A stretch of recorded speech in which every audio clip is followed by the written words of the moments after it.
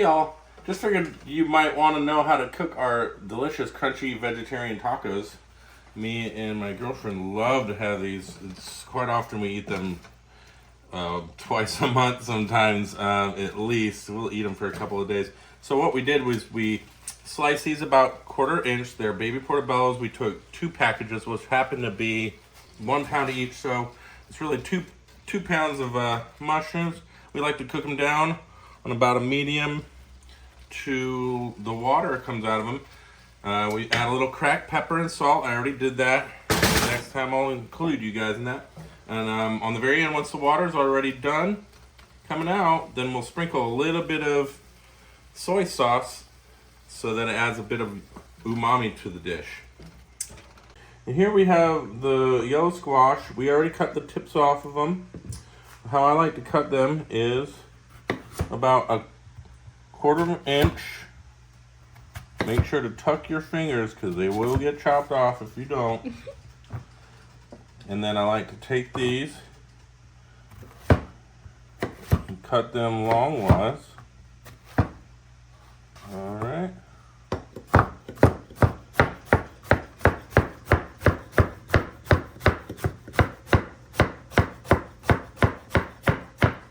There we go, got all those done there. We'll do all the rest like that as well. So get a little scraper daper. There you go. This right here is a mixture of jalapenos and serranos. We already chopped them up. We de-seeded and chopped them up real good. There's about 3 or 4 serranos and 3 or 4 jalapenos. I like to get the bigger ones. I don't know why. I like them that way. Here's some onions. That's about 1½ white onions. I chopped up real good, and there's probably a good 5 cloves of garlic right there that my lovely sous chef Logan helped me with. And on the end, we'll add all that in. Once we get the mushrooms done, we'll take those out, and then we'll start cooking the onions and sauteing those down, and add our seasonings with the squash and the rest of the jalapenos and serranos. Also, what we're going to be doing right here, I'm going to go put this back on, is we're going to add some of this pureed refried beans. That in there, saute it up. Alright, next we're going to use some black soy sauce. That's the only thing we've got right now. So I usually like to just put a little drizzle. Like I said, just enough for the umami effect. Really don't need a whole lot. We already seasoned it with a little bit of cracked pepper and salt anyhow, but as you can see, all the liquid's pretty much gone. That's when you want to put that soy sauce in there. That way it'll kind of adhere to the mushrooms a lot better. And I stir them up real good. Let them start to get a little bit caramelized almost on the bottom of the pan. Just barely. If you don't want to wait that long, that's fine. You can leave them however you would like. But yeah, and once these are done in about 2 or 3 more minutes, we're gonna take those out and start cooking our onions. I didn't mention either, what we're using for our oil is an avocado oil, which you can find at pretty much any store nowadays. We use it for everything we cook, really. I feel like it's a little bit better, more of a neutral oil for something like a Mexican dish. A lot of other dishes that we eat, we require like neutral oil. It works great, it's not very expensive, and it's real smooth and creamy. Alright, now that we've sauteed these for about 5 minutes, we're going to add this garlic in here that was got a lovely mince on there. Thanks to Logan. Got a little special spatula that we got, I believe it was what, Nashville? Knoxville. Knoxville, there you go, Knoxville, Tennessee. We went on a little vacation to a farmer's market. And they customize it. It says J and L for Jeremy and Logie. Yep. So I like to put this garlic in last, so it doesn't burn, and also it maintains that good strong garlic flavor. All right, these look perfect now. I already put that soy sauce in. It's starting to get that Maillard effect almost on the bottom of some of these. Look at that right there. Oh yeah, delicious.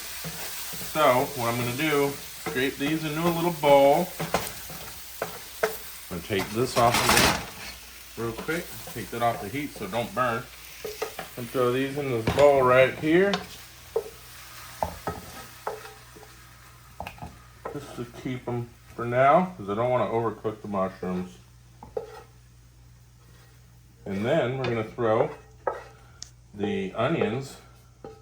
I threw the onions and the serranos and the jalapenos in the same bowl, just to make it a little bit easier on everybody here. Throw a bit of this into the pan. That pan's still ripping hot. Throw some avocado oil, a couple little rounds in there, and then I'm going to dump this right up in there.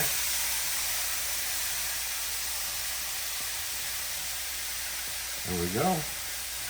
Looks groovy to me. Alright, we're going to give that a quick little stir. Or better yet, let's give it a little toss. There we go. Give that a little stir. Make sure they're all nicely oiled so they cook evenly. There we go. I like to flatten it out a little bit. And next up, we're going to go ahead and put these delicious refried black beans. They're kind of pureed. And this is the kind that I love the most. What we like to do is we'll take this can. Now, I'm not saying do this at home because it's dangerous. I aim the sharp part away so you're not going to cut yourself very well. And just stab it. And there you go. It comes right out nice and easy. We'll do it with both cans. These are 29-ounce cans. And mix it in with this right here. And once it heats up, it'll start loosening up a lot better. All right, now we're going to go ahead and add some onion powder. I usually do about a half of a teaspoon or so. Same with the garlic. I like good flavor to my beans. And then I use a little bit of this black garlic sea salt. I also use about, a little quarter of a teaspoon on that. It's a black garlic sea salt, pink sea salt. What else? We're going to go ahead and crack some fresh pepper in there. Same with the onions and the peppers. Alright, and then we'll give those a good stir and get back to you with everything else in a minute. Okay, everybody, these are the seasonings that we use. Garlic powder, onion powder, chipotle, ground chipotle pepper, ancho chili powder, oregano, paprika, and we gotta have that Goya adobo chicken. And we also have this big thing of chili powder. So what we did was we put into here, we mixed all of them up. We put 1 tablespoon each of garlic, onion,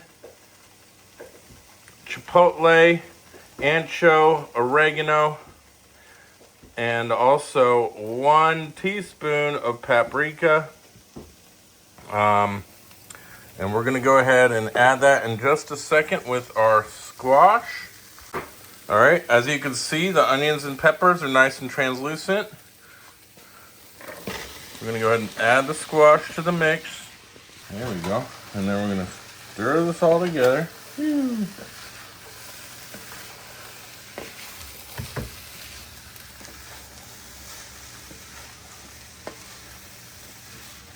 All right.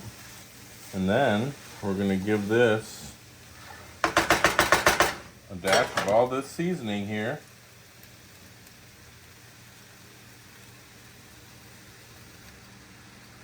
Seems like a lot, but let me tell you, it will be perfect.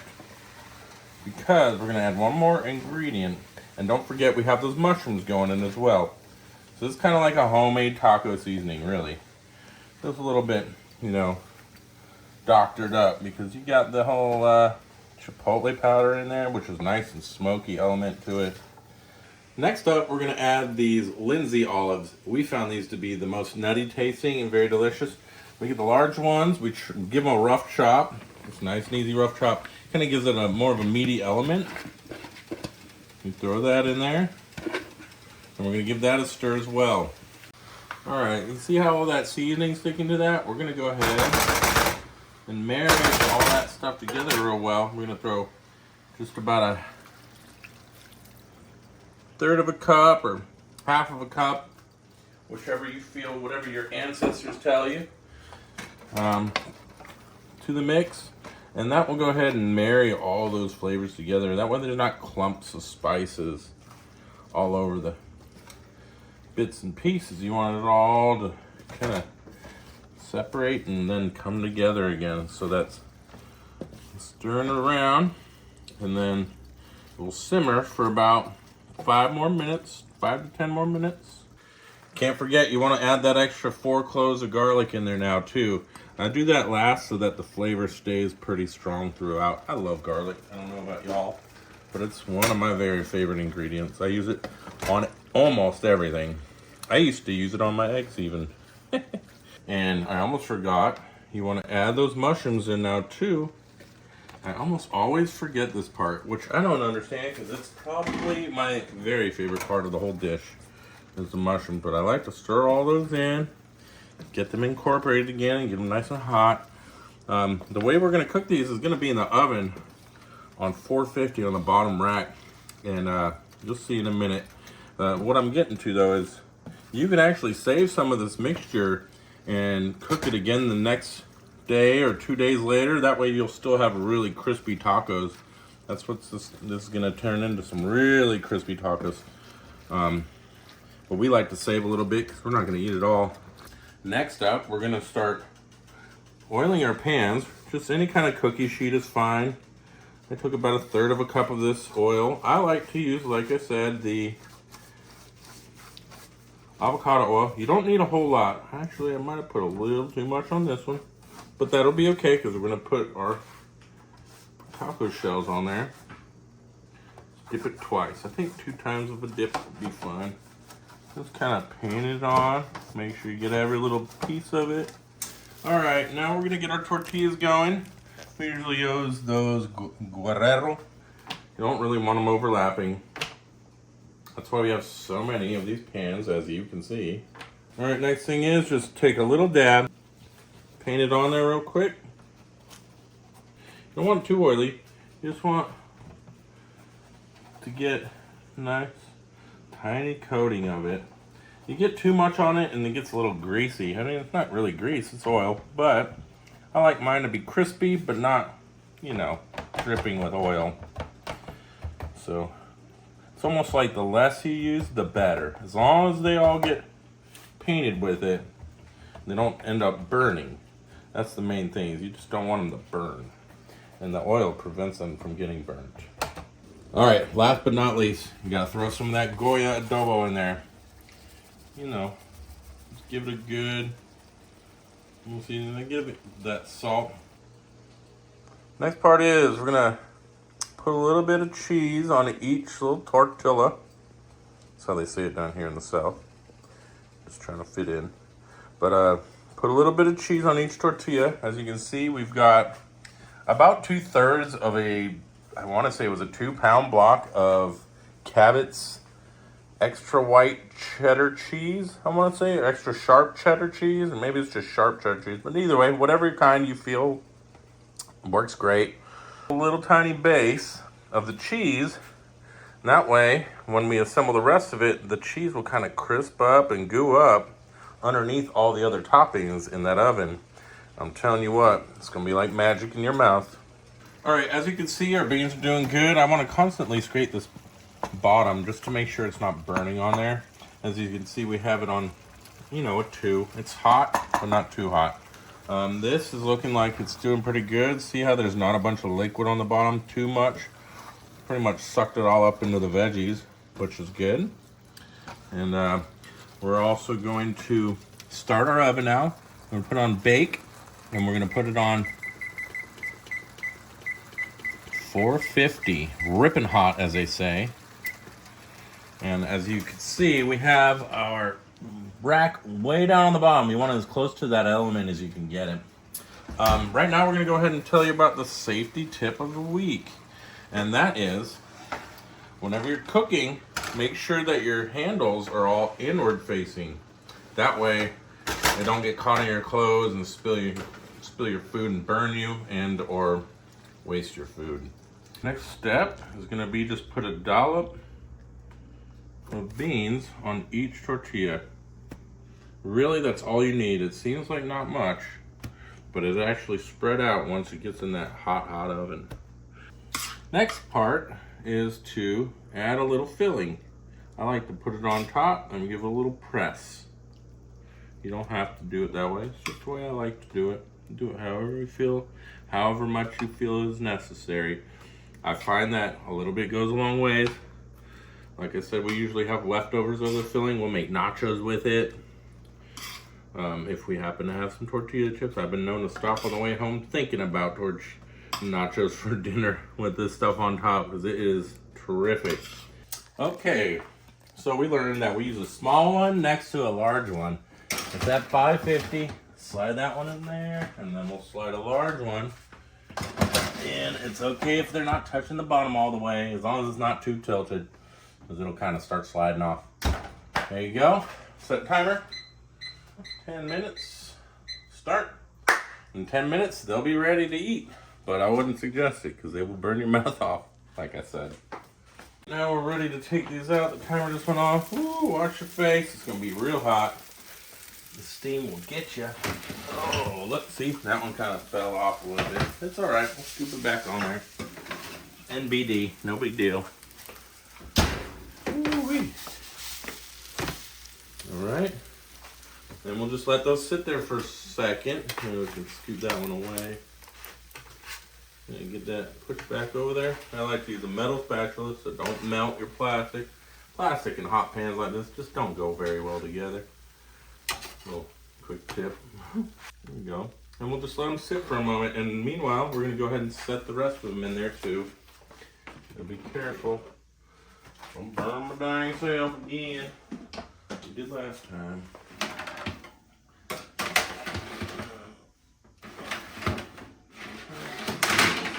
There we go. Oh yeah. Oh buddy. All right. We'll set that timer for 10 minutes once again. All right, we'll see you in a minute. All right, now, so I got the remainder of we started with 2 onions. I kind of cut this one up a little bit better, but this is a half of one of those. I just saved it for, you know, extra boost of flavor. However, all right, so what I like to do is just go like this. And set it on in there. Be careful, the pan's still a little hot too. Squeeze it and set it on in there. See how crispy those things got? They are super duper crispy. See that? All right, so now the next part is my favorite. And that's to go ahead and give it a try. Still really hot, but I like to throw some tapatio on there. Super delish. Give it a whirl.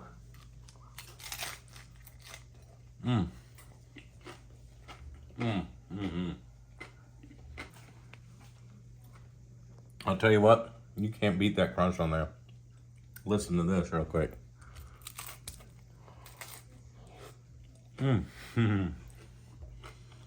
All right. Thank you for joining us in our video. It was really fun. Hopefully you guys learned something, and I hope you guys try this recipe. It's very delicious. It looks like it takes a while, but it's really pretty easy once you do it a couple of times. Anyhow, y'all have a good day. Peace.